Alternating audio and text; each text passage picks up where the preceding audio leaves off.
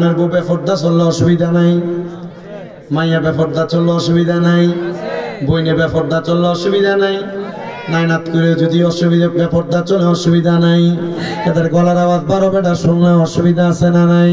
তাহলে সাবধানতা অবলম্বন করবেন এই ব্যাপারে।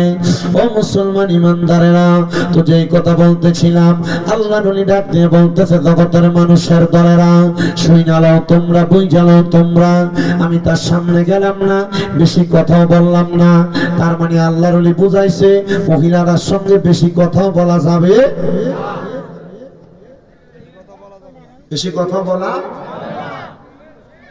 কিন্তু মাশাআল্লাহ আমরা এই মুরাদনগরের এই সাইডে কয়েকটা এলাকা আছে, এর নাম দিছি পিছন দিয়ে উরুস মুবারক, বেরিয়েতে না বাউল করা নাই নাই কবর এটা কি ফিটাড়ালে ফিটবো, বাসের ফাতাইলে ফালতা করে আর ঘরে বের না। আমার কথা মায়ের আযাবুল শাদীদ, যন্ত্রণাদায়ক শাস্তি। কারণ এই পর্যন্ত কোন আউলিয়া কেরাম শিখিয়ে দেয় নাই তোমরা উরুস মুবারকের নাম দিয়ে বেরিয়ে গান করো। আপনি কোন শিখিয়ে দিছে কোন মারফুত দেখাইতে পারলে আমার পক্ষ থেকে তাকে 50 লক্ষ টাকা দেওয়া হবে। আর এদের কারণে আহলে সুন্নাত ওয়াল জামাতের বদনাম হচ্ছে, সুন্নিদেরকে কেউ বন্ধ করার মতো একটা তহমত দেওয়ার মতো রাস্তা পাইছে। ঠিক কেউ আউলিয়া কেরামরা গান বাজনা করে কেউ আপনি করেননি পাগলা, বেডি দিয়ে গান বাজনা করেন, রাজা সাবিত লোক তারা করে না।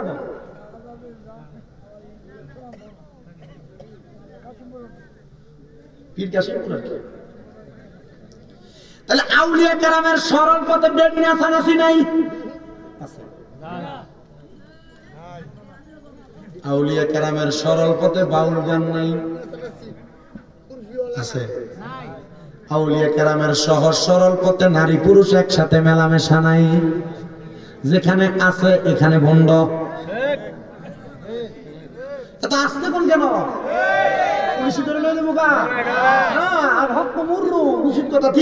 আপনার বালা লাগলো ঠিক, আপনি ঠিক কইলেও ঠিক, না কইলেও ঠিক। আমার মুসলমান ইমানদারের দলেরা গভীর মনোযোগ দিয়ে আলোচনা শ্রবণ করার চেষ্টা করেন রে বাবা। এ মুসলমানের দল, এ নবীর উম্মতের দলেরা মনোযোগ লাগে, শোনো রে শোনো। এবার আল্লাহর বান্দা ডাক দিয়া কয়, আমি পেছনে গেলাম, যাইয়া ওই মাকে ডাক দিয়ে বললাম, মা গো তুমি বলো না গো আম্মা জান। এ আব্বা, এই না বসতে বললেন না আপনি, এরা বসতে বললে এখন চলে যাবে। এর আগে দুইজনে বলছে বসতে, এরপরে চলে গেছে।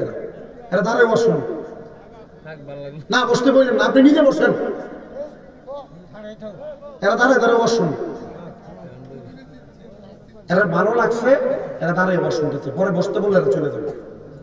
তো কি দরকার, এরা দাঁড়ায় দাঁড়ায় বসুন। আসসালাতু ওয়াসসালামু আলাইকা ইয়া রাসূলুল্লাহ, আসসালাতু ওয়াসসালামু আলাইকা ইয়া হাবিবাল্লাহ,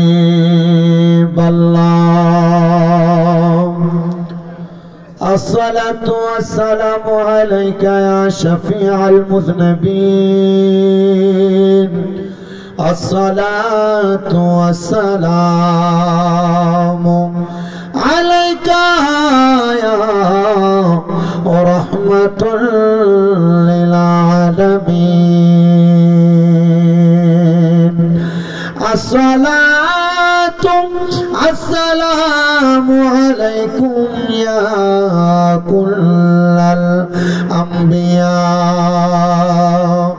আসসালাতু ওয়াসসালামু আলাইকুম ইয়া আহলে বায়াত পাকে পাঞ্জাতন, আসসালাতু ওয়াসসালামু আলাইকুম ইয়া কুল্লাল আউলিয়া। আলহামদুলিল্লাহি রাব্বিল আলামিন والعاقبة للمتقين الصلاة والسلام على رسوله من كان نبيا وآدم بين الماء والطين سيدنا إيماننا وخطوتنا وسنتنا محمد رسول الله صلى الله عليه وسلم الذي أرسله بالحق بشيرا ونذيرا وداعيا إلى الله بإذنه وسراجا وقمرا منيرا একটা জবান বন্ধ রাখবেন না সবাই জবান খুলে মায়ার সুরে পড়েন আল্লাহু আকবার হে আমার এই কুমিল্লা জেলার অন্তর্গত মুরাদনগরের বাঙ্গরা বাজার থানাধীন এই গণপতি খোলা পূর্ব পাড়া বড়বাড়ির মাঠ প্রাঙ্গণে এই এলাকার যুব সমাজের উদ্যোগে আয়োজিত কবরবাসী রাত্তার রূহের মাগফিরাত কামনার্থে আত্ম ইসলামী সুন্নি সমাবেশে যারা উপস্থিত হয়েছেন আমার বাবাজিরা বন্ধুরা আপনাদের যাদের জবান আছে তাদের কাছে আমার দাবি আছে যাদের জবান নাই তাদের কাছে আমার কোনো দাবি নাই জবান যদি থাকে আপনারা বলেন এই জবানের মালিক কি ওই আল্লাহরে খুশি করার জন্য ডান হাত তুলে উচ্চ কণ্ঠে জোরে ডাকবেন আল্লাহ এই আওয়াজ মানি না মোহাব্বতে বলেন আল্লাহ দুটো হাত তুলে বলেন ইয়া রাসূলুল্লাহ উচ্চ কণ্ঠে বলেন ইয়া ওলি আল্লাহ বাজানো হে গণপতি খোলা এলাকার পর্দার অন্তরালের মা বোনেরা আমাদের জবানের মালিক তো আমার আল্লাহ কয় বান্দা ওয়াশকুরু নি'মাতাল্লাহি আলাইহিম ইন কুনতুম ইয়াহু তা'বুদুন আল্লাহ কয় বান্দারে তোমরা আমি আল্লাহর নিয়ামতের শুকরিয়া আদায় করো যদি তোমরা আমি আল্লাহর ইবাদত করো এই গণপতি খোলা এলাকার বাবাজিরা বন্ধুরা আমরা নামাজ রোজা হজ যাকাত দান সদকা যত রকমের ইবাদত এই সকল ইবাদত করি আমরা একজনের জন্য তিনি হইল মহান আল্লাহ তাআলা আল্লাহ ছাড়া কারোর ইবাদত আমরা করি না আল্লাহ ছাড়া কারোর কাছে মস্তক অবনত করা শিরক আল্লাহ ছাড়া কারোর কাছে চাওয়া শিরক আল্লাহ ছাড়া কারোর ইবাদত করা শিরক এজন্য সবার কাছে আমার আবদার আপনারা দুনিয়া জমিনের মধ্যে যে যা করেন না কেন একমাত্র আল্লাহ তাআলার শুকরিয়া প্রশংসাটা বেশি বেশি করবেন সাহাবায়ে কেরাম বলে ইয়া রাসূলুল্লাহ নবী গো আপনার কাছে জানতে চাই আপনি বলেন না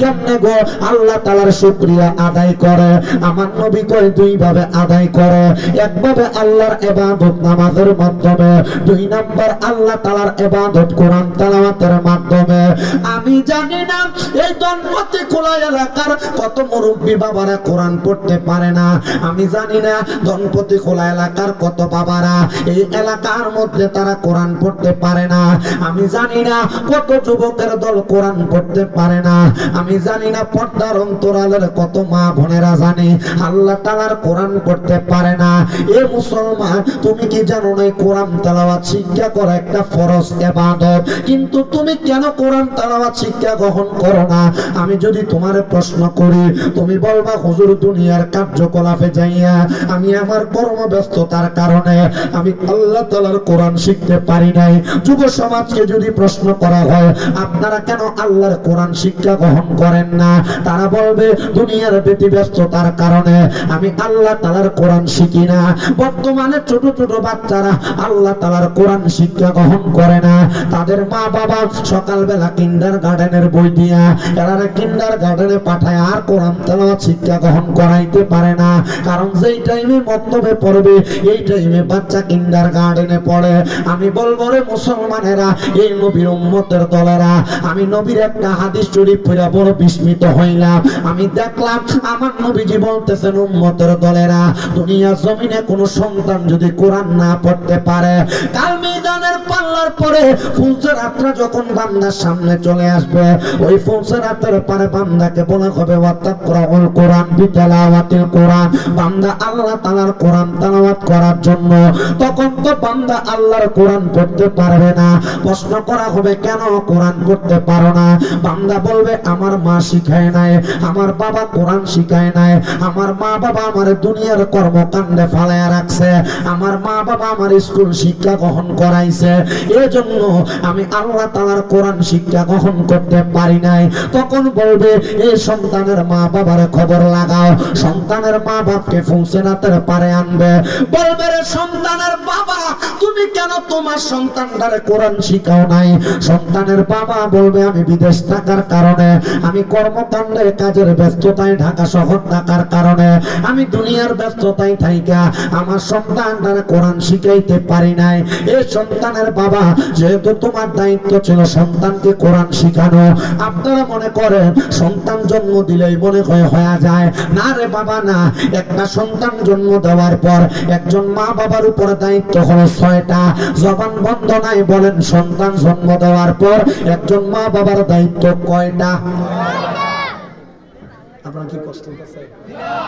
অসুবিধা হইতেছে? জোনায়েত সিদ্দিকী হুজুর জিকির আজকার করছে না, যেমনি আছে না। আমার একটা ওয়াজের ধারাবাহিকতা আছে, আমি জিকির করি, আমি আমার মতো করে। কথা কি বুঝছেন আপনারা? আমি আমার ধারাবাহিকতা বয়ান করি।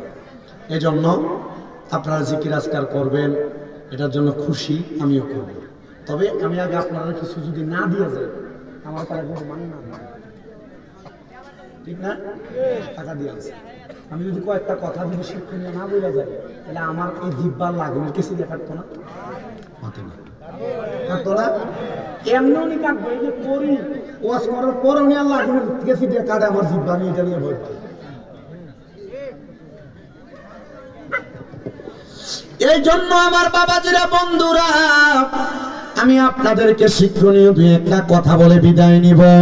তাহলে একটা সন্তান জন্ম দেওয়ার পর একটা মা বাবার দায়িত্ব হলো 5টা। এ দম্পতি খোলা এলাকার পর্দার অন্তরালের মা বোনেরা, একটু অন্তরের কানটা লাগে বয়ানটা শ্রবণ করো বাবা। যদি শ্রবণ করতে পারো তোমার লাভ হবে। বলে, হুজুর কেমনে 6টা দায়িত্ব? 1 নাম্বার দায়িত্ব, কোন সন্তান যখন জন্ম নেয় তার কানের মধ্যে আজান দিয়ে দেওয়া মা বাবার দায়িত্ব। 2 নাম্বার দায়িত্ব, সন্তান যখন জন্ম নেয় 7 দিনের মাথায় সন্তানের নাম রাখা। 3 নাম্বার দায়িত্ব, সন্তান যখন জন্ম নেয় এই সন্তানটা জন্ম নেওয়ার পরে এই সন্তানের নামের উপর মা বাবা আল্লাহর ওয়াস্তে আকিকা দেওয়া 3 নাম্বার। 4 নাম্বার দায়িত্ব, সন্তান জন্ম নেওয়ার 7 দিনের মাথায় তার মা বাবা তার মাথার চুলগুলা মুন্ডে দেওয়া। 5 নাম্বার দায়িত্ব, সন্তান জন্ম নেওয়ার পর ওই সন্তানের মা বাবা সন্তানের বয়স যখন হয়ে যাবে 7 বছর, সন্তানকে নামাজের জন্য বলা। বয়স যখন 10 বছর, নামাজের জন্য প্রহার করা। আর 6 নাম্বার দায়িত্ব, ওই সন্তানটাকে আল্লাহ তাআলার কোরআন শিক্ষা গ্রহণ করানো। এই যুবক ভাইরা, এই মুরব্বী বাবারা, আপনারা চিন্তা করে দেখেন আপনাদের সন্তানদেরকে দায়িত্ব পালন করেছেন কিনা। যদি আপনি না করেন, তাহলে ওই সন্তান বয়স্ক হওয়ার পরে আপনি বাবারে পাপ দিবে না, নবীর হাদিসের বর্ণনা। আপনি বাবারে দুনিয়াতে চালাইবে না, নবীর হাদিসের বর্ণনা। কারণ আপনি আপনার সন্তানের হক আদায় করেন নাই। ও আব্বুজি, ও নবীর উম্মতের দলেরা, আপনি যে সন্তানকে কোরআন শিখান নাই, এটার জন্য কিন্তু আপনি ময়দানে মাশরে ধরা খেয়ে যাবেন। ফুলসেরাতের কিনারায় সন্তানকে ডাক দেওয়া, সন্তানের বাবাকে ডাক দিবে, তুমি কেন গো তোমার সন্তানকে কোরআন শিখাও নাই? আপনি কত রকমের ব্যস্ততা টাল বাহানা দেখাইবেন। তখন আপনি সন্তানের বাবাকে ফুলসেরাতের এই পারে হাতগুলা দিবে, ওই পারে পাগুলা বান্ধা সন্তানের বাবার বুকের মধ্যে পাড়া দিয়া সন্তানকে বলবে ফুলসেরাত পার হওয়ার জন্য। কিরে আব্বা, আপনার সন্তান আপনার গায়ের সাথে একবার পাও লাগলে আপনার 2 বার সালাম করে, 3 বার সালাম করে। কিন্তু ওই সময় আপনার সন্তান যখন আপনার পায়ের মধ্যে বুকের মধ্যে ফাড়া দিব, তখন কিন্তু আপনার আর ভালো লাগবে না, তখন কিন্তু আপনি বিয়াজ্জতি হয়ে যাবেন। এই সন্তান সন্তানের দলের আপনারা অনেকে মনে করতেছেন হয়তোবা আমি আমার আব্বার বুকে পাড়া দিয়ে পার হয়ে যাব। না রে বাবা না, কোন সন্তান যদি প্রাপ্তবয়স্ক হওয়ার পর নিজ দায়িত্বে আল্লাহ তাআলার কোরআন না শিখে, তাইলে ওই সন্তান তার বাবার বুকে যখন পাড়া দিবে, ওই আব্বার বুকে পাড়া দেওয়ার সাথে সাথে বাবা ছেলে দুইজন ফুলসেরাতের নিচে হাবিয়া নামক জাহান্নামের মধ্যে পতিত হয়ে যাবে। এজন্য আপনারা সবাই আল্লাহ তাআলার কোরআন শিক্ষা গ্রহণ করবেন। আইরে মুসলমান, এ নবীর উম্মতের দলেরা, সামনে মাঘ রমজান মাস আসতেছে। কত মহিলারা কোন প্রতিকূল এলাকার রমজান মাস গত রমজানে যে কোরআন শরীফ গিলাপ বাইন্দা রাখছে, এখনো পর্যন্ত কোরআন শরীফ খুইলেও দেখে নাই। আবার অনেক মুরব্বী বাবা আছে, অনেক যুবক মায়ের আছে যারা গত রমজানে কোরআন পড়ছে, এখনো আর কোরআন হাত দিয়ে ধুইলেও দেখে নাই। কেন রে বাবা, তোমার মনটা কি কাঁপে না? তোমার অন্তরটা কি কাঁপে না? আল্লাহ তাআলার কোরআন পড়তে কি মনটা চায় না? তুমি কি জানো না আমার আল্লাহ তাআলা এই কোরআনুল কারীম নাযিল হওয়ার মাস রমজান মাসে আল্লাহ তাআলা একটা নেক আমলের সওয়াবের পরিমাণ 70 থেকে 700 গুণ পর্যন্ত দেয়। যদি তুমি এক খতম কোরআন তেলাওয়াত করতা, আল্লাহ তাআলা তো 70 থেকে 700টা কোরআন খতমে সওয়াব দিত। কিন্তু তুমি কেন করো না? এইটা তো আমার বুঝে আসে না। বলে হুজুর, দুনিয়ার ব্যস্ততা আমার কোরআন তেলাওয়াত করতে দেয় না, দুনিয়ার কর্মকাণ্ড আমার কোরআন তেলাওয়াত করতে দেয় না। যুবক, হে মুরব্বী বাবারা, পর্দার অন্তরালের মা বোনেরা, আমি রমজান মাসে আমার মসজিদে যখন তারাবি পড়াই, আমি মাঝে মাঝে ইফতারের আগে চইলা যাই, মাঝে মাঝে আসরের সময় চইলা যায়, মাঝে মাঝে যোহরের সময় চইলা যায়।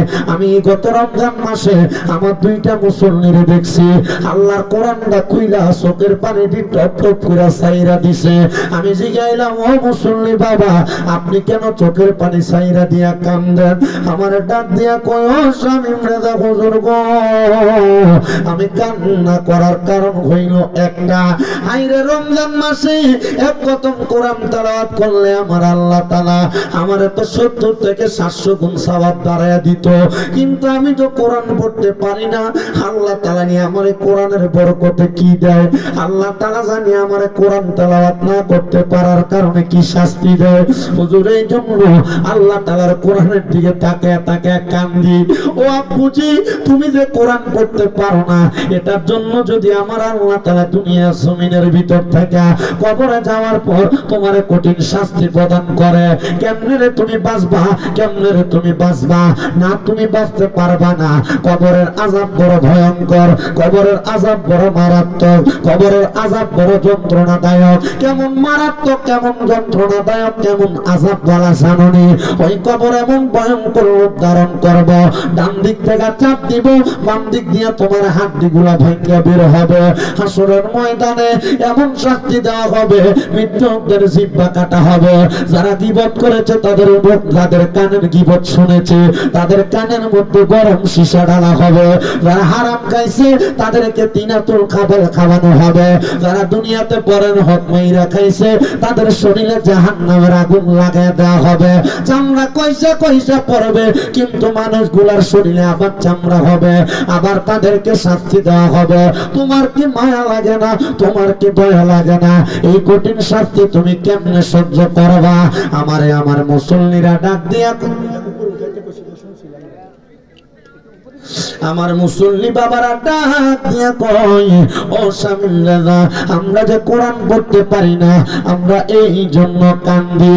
আমি কইলাম, বাবা কান্দো না গো, এই কোরআন তেলাওয়াত করতে পারলে যেমন লাভ, না পড়তে পাইরা কোরআন তেলাওয়াতের জন্য আফসোস করলে এর চাইতে আরো বেশি লাভ। আমি কইলাম, কেন গো, কেন লাভ? আপনারা যারা কোরআন পড়তে পারেন না, আফসোস করবেন না, টেনশন করবেন না, চিন্তা করবেন না। চলবে, আমি সারা দিন বলছো না? হ্যাঁ, আচ্ছা ঠিক আছে, বসো। আপনাদের কষ্ট হইতেছে, ওয়াজ কি করব? আমি ধারাবাহিকভাবে কথাগুলো বলে যাচ্ছি, একটু বোঝার চেষ্টা করবেন। কি কথা কি বেশি স্পিড হয়ে যাচ্ছে? আমি এভাবে ওয়াজ করি আর কি। দোকানপাটে যারা আছেন একটু মনোযোগ দিয়ে শুনেন। দোকানপাটে যারা আছেন একটু মনোযোগ দিয়ে শুনেন। আপনারা মাহফিলে আসবেন না এটা আপনাদের বিষয়, কিন্তু আপনাদের গলার আওয়াজে শ্রোতাদের এবং আমার কথা বলতে কষ্ট হচ্ছে। আপনারা আল্লাহর ওয়াস্তে মুখ বন্ধ রাখলে আল্লাহ তাআলা নাজাত দান করবে, কারণ হাদিস শরীফ মান সামাতা নাজা, যে চুপ থাকে সে মুক্তি পায়। একটু কষ্ট করে একটু দূরে হলে হতো। তবে আপনারা যারা এত সুন্দর জান্নাতের বাগানে বসে গেছেন, এটার জন্য আপনাদেরকে আল্লাহর পক্ষ থেকে উত্তম জাযা কামনা করছি। আল্লাহ উত্তম জাযা প্রদান করুন, আমিন পড়েন। আমি যদি আজকের এই কোরআন তেলাওয়াতের যে কথাটা বলছি, যদি আমার এই কথা শুনে কেউ যদি আল্লাহকে ভয় করে কোরআন তেলাওয়াত শেখার জন্য আগ্রহী হয়, এর চেয়ে বেশি ওয়াজের দরকার নেই। আমার এই কথা শুনে কেউ যদি কোরআন তেলাওয়াত করতে পারে না, তার জন্য আফসোস করে, এর থেকে বেশি ওয়াজের আমার দরকার মনে হয় না। এই জন্য আপনাদের কাছে আমার আবদার, আপনারা আমার কথাগুলো আমলে জিন্দিগিতে বাস্তবায়ন করার চেষ্টা করবেন। এদের শয়তান ছুটি দিয়ে দেয়, তোমার যে দায়িত্বটা দিয়ে গেছে, আমি চিন্তা করতেছি শয়তান পুরো দনফতি খোলা নেই, তোমার দায়িত্ব দিয়ে গেছে। তোমার কি দরকার খেটটারে ছুটি আর কানে গুঁতা দাও না? মনে করছেন আমি ওয়াজ করি? জি না, আমার ওয়াজের বয়স 9 বছর। কে কেমনে কথা কানে কানে কথা কইলে বুঝি আমার ওয়াজের প্রশংসা করে নাকি ওয়াজটা হইতেছে না জমতেছে না, এটা কইলেও বুঝি আমি এই বুঝি। গতকালকে আমাদের মাহফিল ছিল মৌলভীবাজার, বাড়িতে আসতে আসতে সকাল হয়েছে, ভালো করে রেস্ট নিতে পারি নাই। আমি আসছি, আইসা খাওয়া দাওয়া করে চলে আসছি। আমি চেষ্টা করছি আপনাদেরকে আমার জবানে আমার এলেমে যতটুকু আছে ততটুকু বুঝাইতে। যদি এই সময়টা আমার ডাইনে বামের কথার কারণে যদি নষ্ট হয়ে যায়, তাহলে এটা আপনাদের লস হবে, আমার হবে না। কারণ আমি যখন আমার ঘড়ির কাটা দেখবো আমি নেমে দেবো, এটা আমি বুঝবো। এই জন্য আপনি ওইটা একটু খেয়াল রাখেন। আমি কিন্তু আর আপনার ধনপতি খোলা এই গ্রামে নতুন, দিঘির পাড় আসছি, রোয়াচালা আসছি, হ্যাঁ কাকাতু আসছি, অনেক জায়গায় আসছি। মোটামুটি আমি মাহফিল করে গেছি, মানুষ আমার ওয়াজের ধরন কিছুটা হলেও জানে। এবার আরও তো কয়েক জায়গায় পাইছি না, রাজা চাবিতলা নদী আছে আমি জানি। এই এলাকায় সোনাকান্দা, রাজা চাবিতলা সহ বিভিন্ন আউলিয়া কেরামের ভক্তবিন্দুরা আছেন, আপনার কথাগুলো শুনবেন। আল্লাহ তাআলা তৌফিক দান করুন, আমিন পড়েন। আর মহাব্বতে পড়েন আমিন, জবান খুলে পড়েন আমিন। কোরআন তেলাওয়াত করতে পারেন আর না করতে পাইরা যদি আফসোস করেন যে আল্লাহ আমি তো কোরআন পড়তে পারি না, এটার কারণে আল্লাহ তাআলা আপনারে বরকত দান করবে। বলে হুজুর কেমন বরকত? আমার তো শুনতে একটু মনটা চায়। আমি আপনাদেরকে ছোট একটা হুজ্জাতুল্লাহিল আলামিন কিতাব থেকে ছোট্ট একটা কারগুজারি শোনায় দেই, যেটা শোনাইলে আপনাদের মনের মধ্যে উৎফুল্লতা বাড়বে, যেটা শোনাইলে কোরআন তেলাওয়াতের জন্য আকৃষ্টতা বাড়বে। ওই কিতাবের মধ্যে আল্লাহ পাকের একজন বন্ধু, জিনার বাড়ি মিশর দামেস্কের জমিনে, উনি মিশর এলাকার মধ্যে ব্যবসা করতে গিয়েছিলেন। ওনার জীবনী থেকে ছোট্ট একটা কথা উল্লেখ হয়েছে। উনি বলেন আমি মিশর এলাকার মধ্যে ব্যবসায়িক উদ্দেশ্যে গমন করার পরে আমি মিশরের গোরস্থানের সামনে দিয়া যাইতেছিলাম, এমন টাইমে আমার নাকের মধ্যে একটা সুঘ্রাণ আইসা লাগছে। সুঘ্রাণ, এই সুঘ্রাণটা পাইয়া আমি মনে করলাম মনে হয় মিশরের গোরস্থানের মধ্যে নতুন কোন ব্যক্তি ইন্তেকাল করার পর দাফন করেছে, তার কবর থেকে আতরের ঘ্রাণ আসতেছে। এই কথা চিন্তা করে আমি ওই কবরস্থানে প্রবেশ করলাম, কিন্তু আমি তাকায়া দেখলাম সবগুলা কবরের দিকে। মিশরের এই কবরস্থানের মধ্যে কোনো নতুন কবর নাই, ওনার সব ছিল উনি কবরটা জিয়ারত করবে। মানে যে ব্যক্তি নতুন মারা গেছে, যেখান থেকে সুঘ্রাণ আসতেছে, উনি কবরটা জিয়ারত করবে।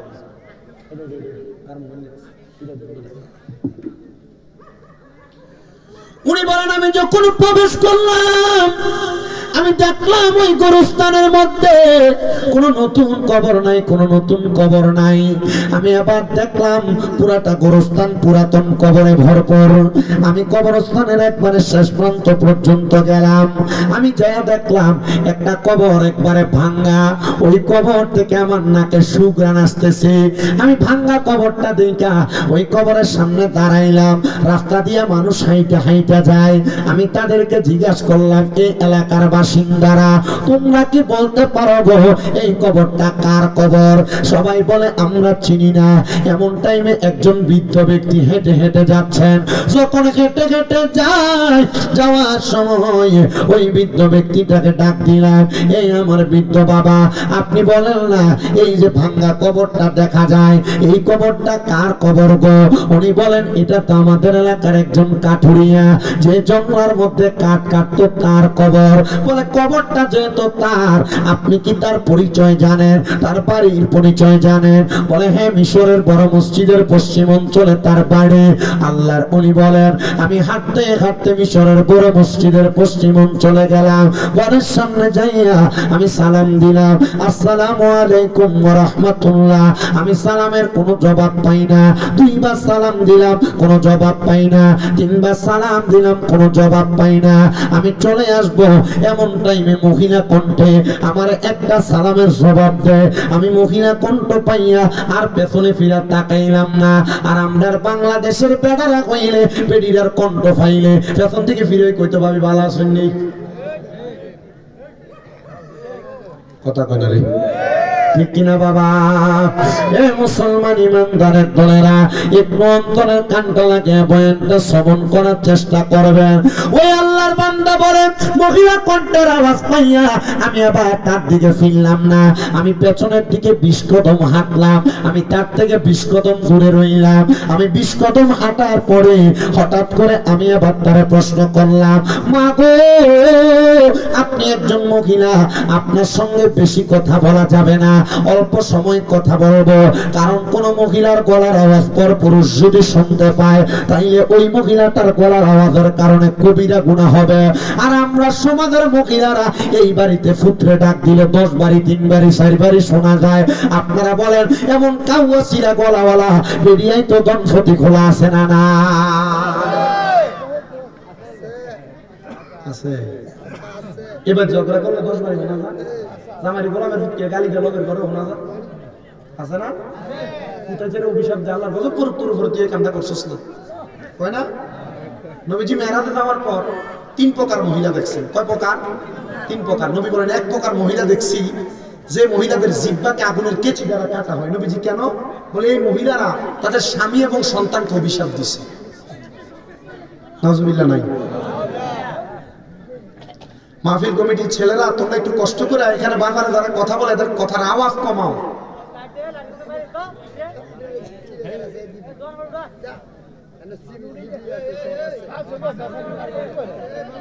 আমি ফালতু সময় নষ্ট করতে আসছি না এখানে। হ্যাঁ, এই যে যাইতেছে ব্যাটালিয়ন মোটামুটি। আল্লাহ কবুল করেন, জোরে পড়েন আমিন, মহাব্বতে পড়েন না আমিন। এ মুসলমান ইমানদারেরা, মুসলমান ইমানদারেরা, গভীর মনোযোগ দিয়ে শুনবা। পর্দার অন্তরালের আমার মা বোনেরা, আল্লাহর নবী 3 জাতের মহিলা দেখছে। তাহলে 1 জাতের মহিলা যারা তাদের স্বামী এবং সন্তানকে অভিশাপ দেয়, তাদের ব্যাপারে বড় সাবধানতা অবলম্বন করা দরকার। এ দম্পতি খোলা এলাকার পর্দার অন্তরালের মা বোনেরা, স্বামীর উপর খোদার গজব পড়ুক, সন্তানের উপর খোদার লানত গালাগালি করা, এগুলা তোমরা করবা না। এগুলার কারণে তোমাদের জিহ্বা আগুনের কেচি দিয়ে কাটা হবে। 2 নাম্বার, আমার নবী বলেন উম্মতের দলেরা, আরেক প্রকারের মহিলা আমি নবী দেখছি যাদের মাথা চুলের মধ্যে লটকায়া তাদেরকে আগুনের মধ্যে সেক দেওয়া হইতেছে। নবী গো, তারা কোন জাতের মহিলা? বলে ওই মহিলা হইল তারা যারা মাথার চুলগুলা বাঁধছে, চুলগুলা বাঁধার পরে ওটার কুজের মতো, গরুর সুড়ির মতো, গরুর সুড়ির মতো উপরের দিকে ওঠা ছিল। এই জাতের মহিলাদেরকে জাহান্নামের আগুনে সেক দেওয়া হইতেছে। আরেক জাতের মহিলা দেখছি গো, কোন জাতের মহিলা? বলে যাদের স্তনের মধ্যে গরম লোহার রড লাগায়া তাদেরকে আগুনের মধ্যে সেক দেওয়া হইতেছে। নবী গো, তারা কারা? কারা গো? আমার নবী বলে ওই প্রকারের মহিলা যে মহিলারা পোশাক পইরা উলঙ্গ ছিল। হুজুর, পোশাক পইরা কেমনে উলঙ্গ থাকে? আপনার বউ, আপনার মা, আপনার মাইয়া, আপনার বোনে সালোয়ার কামিজ পরে, 3 পিস পরে। এটা সালোয়ার কামিজ পরলে যেই কথা, না পড়লে সেই কথা। কানি একবার উপরে উঠে মাঝা দেখায়, জামজামা এমন টাইট বানায়, টাইটের কারণে শরীরের আকার আকৃতি বোঝা যায়। এমন জাতের বোরকা পরে, বোরকা পরলে যেই কথা, না পড়লে সেই কথা। এটা নামের বোরকা, বোরকা না রে, এটা বেহায়াপনা। এমন পোশাক যেই মহিলারা পরে, এমন শাড়ি পরে, এটা কি শাড়ি না মশারি, এটা দেখলে বোঝা যায় না। শাড়ির উপর দিয়া তাদের শরীরের সব স্ট্রাকচার বোঝা যায়। কেন রে? আমার নবী বলেছেন ওই মহিলাদেরকে আমি নবী দেখছি জাহান্নামের আগুনের মধ্যে বা তাদের স্তনের মধ্যে গরম রড লাগায়া তাদেরকে সেক দেওয়া হইতেছে। তোমার বউ, তোমার মা, তোমার বোন, তোমার মাইয়া যদি বেপরদা চলে, এটার কারণে তুমিও কিন্তু আযাবে শিকার হওয়া লাগবে। এই মা বোনেরা, তোমার গলার আওয়াজ যদি পরপুরুষে শুনে, এটার কারণেও তুমি জবাব দেওয়া লাগবে। এই মা বোনেরা, তুমি যদি বেপরদা চলো, এটার কারণেও জবাব দেওয়া লাগবে। তোমার গলার আওয়াজ যদি পরপুরুষে বেশি শুনতে পায়, এটার কারণেও জবাবদিহিতা করা লাগবে। এবার আপনারা বলেন, আল্লাহর কঠিন আযাব থেকে বাঁচার জন্য আমাদের পরিবারকে এমন বিষয়গুলা মাইনা চালানোর দরকার আছে না? না। বহুত মিয়া সাহেবরা নামাজ পড়ার কারণে দুজকে যাবে। কেন? কারণ মিয়া সাহেবের বউ বেফরদা গুইয়া বিষ্ণুপুর বাজারটারে আউড়ে এলেছে।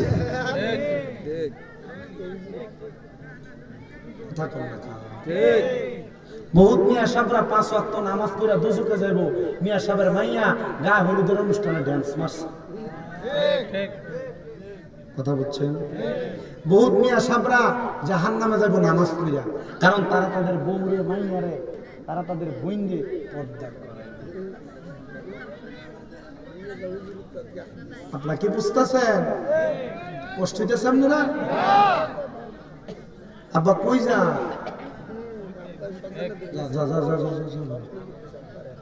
এখানে তো এটা স্বাভাবিক। মক্কা শরীফে দর্শক নামাজে তারা আল্লাহু আকবার যে সামনে দিয়ে দৌড়ে ঘুরে।